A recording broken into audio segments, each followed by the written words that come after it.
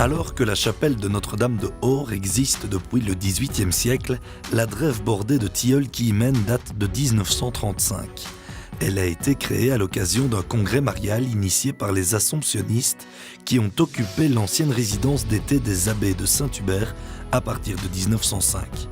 À cette époque, il est décidé de remplacer le sentier qui menait de l'église à la chapelle par une drève de tilleuls et de l'agrémenter d'un chemin des douleurs de la Vierge. L'ancien chemin datant du XVIIIe siècle impliquait un détour pour les habitants de Bure et les pensionnaires du petit séminaire fondé par les Assomptionnistes. Il est décidé de construire 7 potales, car contrairement au traditionnel chemin de croix, le chemin des douleurs ne compte que 7 stations.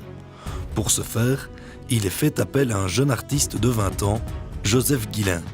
Ce dernier a fréquenté l'école d'art de Maretsou et après la guerre, il connaîtra le succès en fondant, avec d'autres, le personnage et le journal de Spirou. Son nom, Gigé. Les 7 potales ont la forme d'une guérite au fond et en haut de laquelle s'inscrit un grand médaillon illustré par Gigé. Ici, pas de fresque, pas de sculpture, l'emploi d'un ciment coloré met l'œuvre à l'abri du temps, comme on peut encore le constater aujourd'hui. Les personnages sont en léger relief et une inscription judicieusement placée donne aux spectateurs l'explication de chaque scène. Si l'on retrouve en Ardennes et ailleurs en Belgique de nombreux chemins de croix menant à une chapelle, celui des douleurs de la Vierge est beaucoup plus rare.